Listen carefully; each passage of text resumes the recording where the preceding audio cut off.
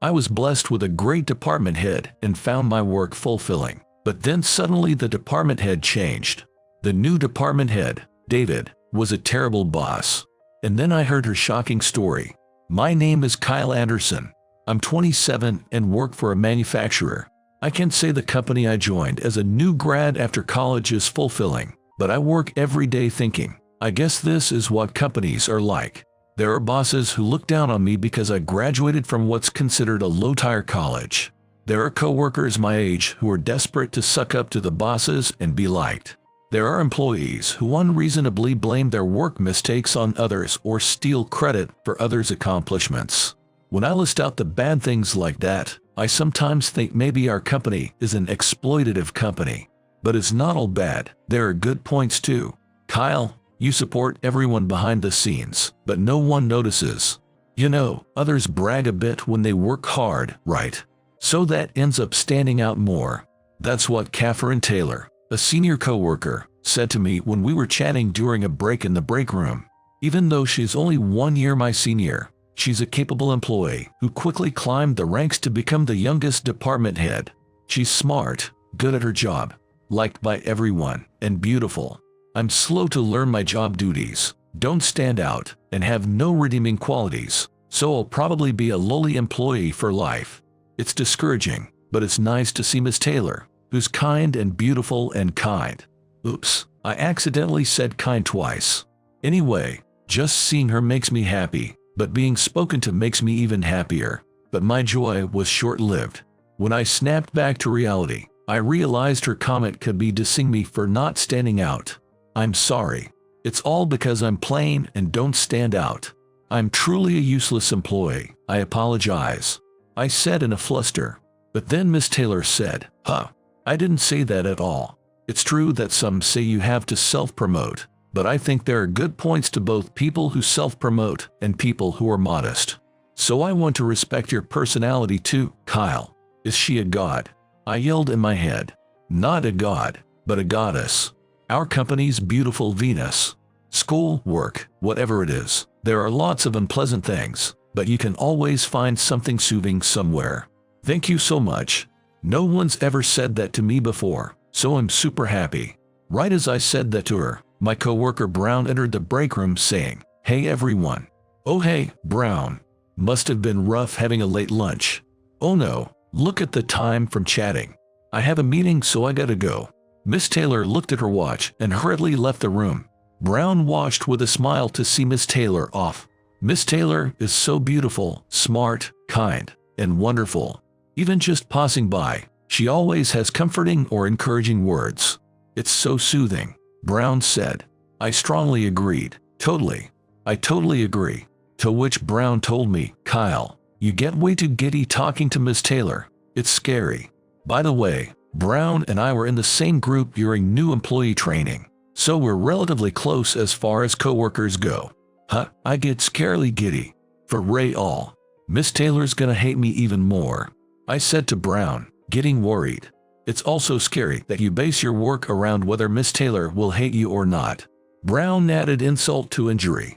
But that's like my only joy at this company. When I replied like that, Brown laughed and said, True.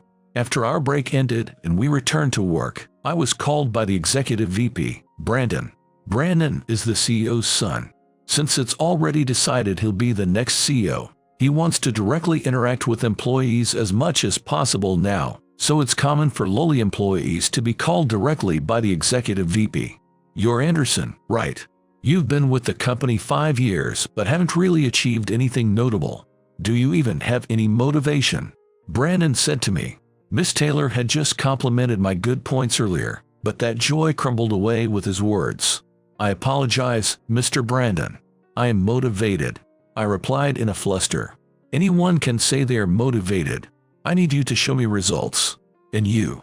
Your education background isn't anything special, so you need to work even harder than the others or else you'll end up a deadwood employee. Haha, he said. He's also the type to look down on people based on their education. When I couldn't say anything and stayed silent, he said, Well, anyway, I called you today about a department transfer. Starting tomorrow, I want you to go to the HR department. The HR department.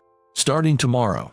Since he said it so suddenly, I was surprised and responded that way, but I collected myself and replied, understood.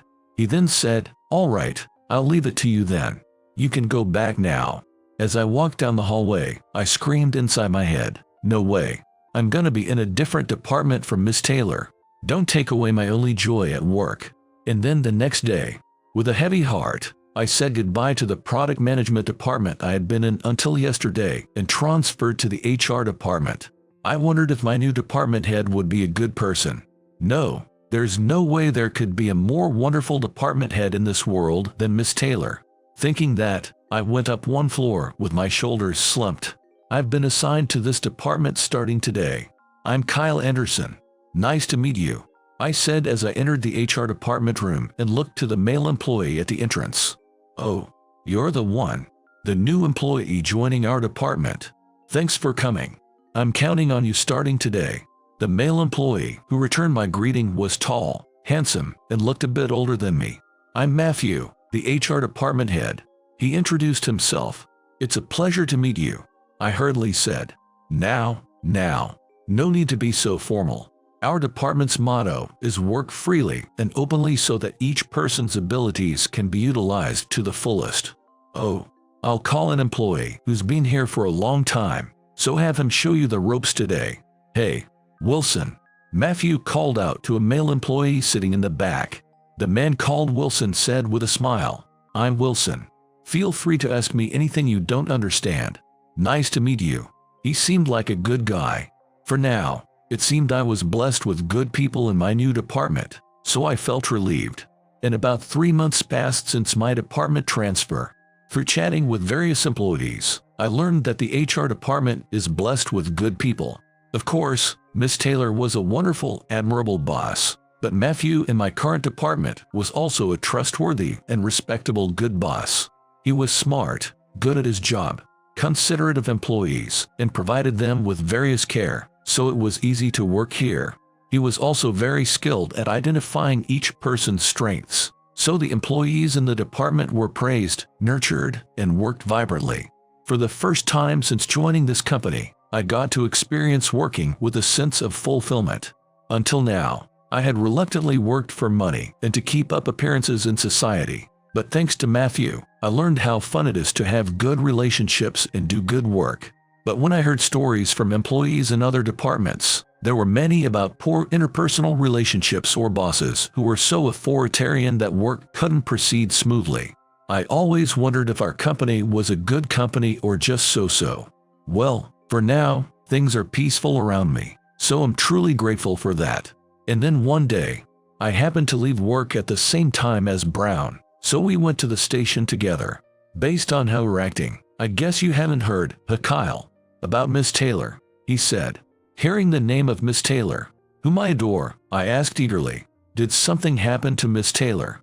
Then Brown said, Miss Taylor got fired and quit the company, which shocked me so much that I nearly tripped and fell spectacularly, despite the level-paved sidewalk.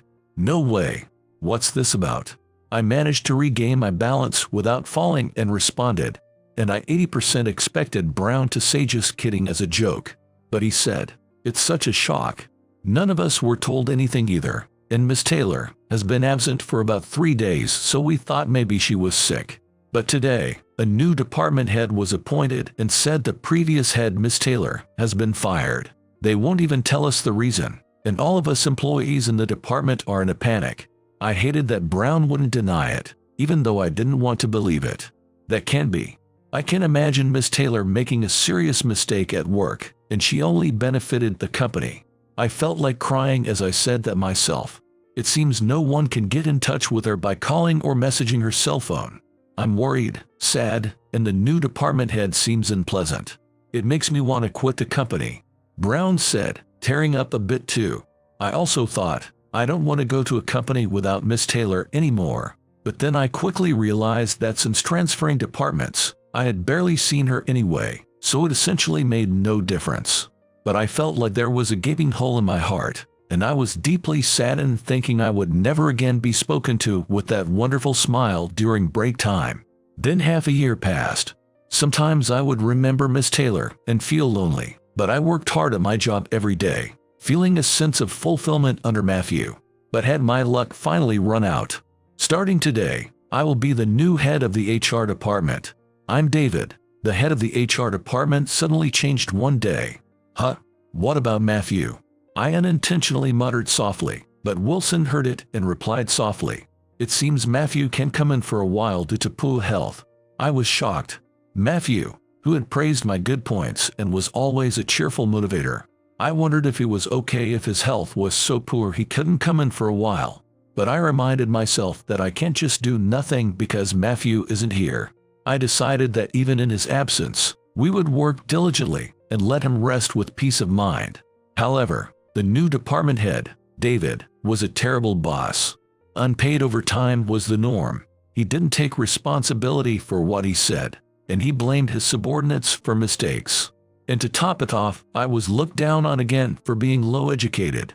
But I thought, I've been too blessed with good bosses until now, and encouraged myself to work hard. If I tough it out for a few more weeks, I'll get my summer vacation. Being an office worker, there are good times and there are tough times. If I just keep at it steadily, I'm sure good times will come again. I believed that and worked hard. And after a few weeks, I got a 1-week summer vacation. Maybe I'll go back to my hometown this year. I muttered to myself in my one-room apartment, quickly packed my bags, and got on Amtrak. My hometown is a city in Vermont. I've been living in Nice since college and only go back home for Thanksgiving and Christmas. Last year, I couldn't take a long Thanksgiving break all at once, so I took it in small chunks and didn't go home. This past Christmas holiday, I went on a trip with some college friends, so I didn't go home then either. My mom tells me, come home once in a while, and my parents are getting older, so I figured I should go home while I can. I'm home. When I opened the front door of my parents' house, I heard my mom's voice from the kitchen saying, "Welcome back." When I went to the living room, my dad, who was watching TV, said, "Hey, long time no see," while lying down. Seeing my parents as they always are gave me a sense of relief that nothing changes here. "How long are you staying?" 3 to 4 days, right? My mom asked. "Well, yeah," I replied vaguely. I analyzed myself, thinking that sons seem to have a habit of being curt with their parents even as adults, and that it was probably just being spoiled. "I'm gonna have dinner with Kevin," I told her, feeling bad about making her go out of her way to make dinner for me. "Oh, but I bought steak," she said. I've grown up enough to feel sorry about that, so I told my mom, "Thanks. I'll eat it when I get back," then put my bags down, changed clothes, and put my shoes on again to go out. I had messaged Kevin, my junior high classmate, that I was coming home, and we had plans to have dinner at a nearby bar tonight. I still had some time before our planned meeting time, so I decided to kill some time at the mall next to the train station. I thought I'd go to the bookstore, so I went up the escalator to the bookstore floor. The bookstore was combined with a coffee chain, so you could read books while drinking coffee. I thought, this is a great way to kill time, ordered a coffee and took a seat. As I was about to get up to browse for a book to read, I felt the woman sitting next to me glancing at me repeatedly.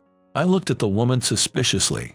Then I was surprised and said, "Huh?" I looked away for a moment, then did a double take. "Miss Taylor." I called out her name, certain it was her. "Is it you, Kyle? What are you doing here?" Miss Taylor said, also looking very surprised. "What do you mean?" "This is my hometown. My parents' house is right near here," I explained. "What a crazy coincidence," Miss Taylor exclaimed. "Is this your hometown too, Miss Taylor?" "No, that can't be. We're only a year apart in age, so if that were the case, we would have been in junior high together and I would have seen your face." As I mumbled to myself, Miss Taylor said, "My hometown isn't here. It's further west." "Then why?" As soon as I asked that, she said, "I work here. I never expected to run into you here, Kyle. I'm really surprised." Then Miss Taylor and I talked about what we'd each been up to at the coffee shop. Miss Taylor said she came here and got a new job after being fired from the company, but the details about her new job were also shocking. It's a consulting company, but the CEO is Matthew. I was so surprised I tilted my coffee and almost spilled it by accident. The former department head, Matthew. I was about to say that couldn't be, but my assumption that Matthew was on medical leave due to poor health crumbled. Matthew is on leave from our company right now, but was that a lie? When I said that, she replied, it's not that it was a lie. It's true that his health declined, but while he was off, he lost the sense of value in going back to that company, so he decided to quit and start his own company. That's when he reached out to me. His resignation should have already been accepted. So that's how it was. I could only be surprised. So that means Matthew is in this city too. When I asked that, Miss Taylor said, that's right. Actually, the person I'm meeting here is Matthew. Oh, he just got here. CEO. Over here. She waved her hand. When I turned around, the department head, Matthew. No, the CEO, Matthew, was really there. CEO. Matthew. I was so happy to see Matthew, whom I adore, that I almost thought about hugging him. Anderson. What a surprise. How've you been? Oh, no need to suddenly change how you address me to CEO. You can just call me Matthew. I'm not your CEO. Matthew was considerate of me as always, a really nice guy, and I was happy to suddenly be reunited with both Miss Taylor and Matthew, whom I adore. But then I came to my senses and realized something. Could it be? Are you two dating? Otherwise, why would you choose to work together in a place like this? I gathered my courage and asked. Miss Taylor is a wonderful woman, and of course I'd want to date her if I could, but she's too far out of my league for it to be realistic. If it's Matthew, whom I respect, and Miss Taylor, they seem well suited for each other, and it's realistic. Rather than feeling frustrated, I actually felt refreshed. No way. Kyle, do we look like a couple? That's not it at all. Miss Taylor denied it, but to the point that I thought maybe there's some reason they're trying to hide the truth. The two people in front of me looked like nothing but a couple. Matthew was laughing with a refreshing ha-ha-ha. When I persistently said, but, Miss Taylor definitively stated, it's a misunderstanding. That is absolutely not the case. Matthew was also nodding along next to her. It's not. I was let down that my guess was wrong. Then Matthew said, Anderson, I'm sorry for causing a misunderstanding. The reason I started a company here is because my fiancé's parents' house is here. I've been dating a woman for 5 years and we're planning to get married soon. Part of the reason is that we decided to live near her parents' house, so I rented an office here and established a company. With him saying that much, I could believe they weren't making excuses and the two of them were really just business partners. But there was something else I was curious about. I see. I'm sorry for the misunderstanding. And I'm sorry for all the questions. Why did Miss Taylor end up having to quit the company? I asked that question timidly. I had heard she was fired, but I didn't think that could be true for her, who's great at her job and had a meteoric rise, so I wanted to hear the truth. Miss Taylor fell silent and didn't answer right away. Seeing that, I apologized if it was something I shouldn't have asked. I'm sorry. You don't have to answer. Please forget my question. Then Miss Taylor slowly opened her mouth. I was wondering if it might be better not to tell you since you're still an employee at that company. But I decided it's better to tell you after all. I think that company is no good. There were capable employees, but with a top executive like that. Matthew was also nodding along as he listened. I'm a victim. When I was fired, I was in shock and couldn't recover for a while. I went back to my parents' house and shut myself in for a bit. I didn't want to contact anyone. I kept my phone turned off the whole time. But I realized I couldn't keep going like this, so I started studying consulting. That's when I got a call from Matthew. He said, I'm quitting the company too, so why don't we start a new company together if you're interested? As Miss Taylor explained that, Matthew interjected, that's the story of how you started working with me, right? What Anderson is asking is why you got fired from the company. Right. Then I'll talk about how I got fired. The reason I was fired from the company was because of the executive VP, Brandon. Taylor said. I was surprised and repeated, Brandon. Miss Taylor continued her story. I was often called out by the executive VP saying he had something to discuss one-on-one. When I went, it was always stupid stuff, so I was suspicious. But then one time he said, why don't you go out with me? He isn't married yet, but he has a fiancée, right? The woman who often visited the company. I said, oh, I've seen her a few times too. It's Amy, right? The one with long brown hair. Taylor said, "Yo, that's her," with a wry smile, and continued her story again. So when I asked, "What do you mean when you have a fiancé?" he said, "I'll make sure Amy doesn't find out." It made me feel sick. The moment I heard that, a chill ran down my spine. What the heck is that? That's the worst. I raised my voice without meaning to. So when I clearly refused, saying I can't do that, he said, "Then you were fired." At the time I thought he was joking, but I was really fired and I was so surprised and shocked. I wondered what all my hard work at this company up until now was for. Miss Taylor sighed as she said that. I was also quite surprised by her story. I can't believe the company's next CEO would do something so outrageous. Adults are scary. Society is scary. A chill ran down my spine again. Anderson so stunned he froze up. Matthew said with a wry smile. Of course he did. Being stunned is the normal reaction. Miss Taylor said, laughing too. Her laughter seemed like she had already processed it as a past event, a refreshed expression. But it's a complete compliance violation, isn't it? We should sue, I said seriously. Then she said, I thought so at first too, but I gave up because there's no proof. However, Matthew interrupted part way through. When she quit, she secretly told me about it. I got angry and took action right away. Action, meaning, I repeated, yeah. After she quit, I went to the executive VP and asked him about it straight out. I said, is it true that you fired Miss Taylor because she turned you down when you asked her out? Of course, he denied it, saying, there's no way, but I said, she is capable, so she probably recorded your conversation at the time. If you confess to me here and now and apologize to her, I'll convey that to her and see if she'll forgive you. Then he said, what? It's true she was cautious and listened closely to what you said. Okay, I'll leave it to you then. In the end, he never apologized. Matthew explained. Of course, I didn't actually record any audio. Seems Matthew thought I would have recorded it. But with that, the executive VP confessed that my unjust dismissal was true. And Matthew properly recorded the audio of that exchange. He was planning to let me hear the apology part. Miss Taylor added to the explanation. I burst out laughing. Brandon is totally messed up. So what did you say to him after that? I asked. Matthew said, I found out later that Miss Taylor hadn't recorded it, but I quit not long after, so I didn't want to miss this chance. I ignored his attempts to contact me asking what happened with that thing, and made excuses like please wait a little longer. I'm carefully keeping the audio of his confession, and I'm planning to confront the CEO with it soon. I'm thinking of making a move once my work at my own consulting company settles down. Well, I jumped the gun a bit, but it came in handy. I see, I was impressed. Rather than someone like Brandon, who lacks both workability and character, becoming the next CEO, it would be better to have a capable person like Matthew as CEO. Both Miss Taylor and Matthew. The company let go of valuable people. I thought deeply. And so, that day I was happy to unexpectedly meet two people I respect, and I'm glad I got to hear the truth. I was surprised to have such an encounter while casually visiting my hometown during summer vacation.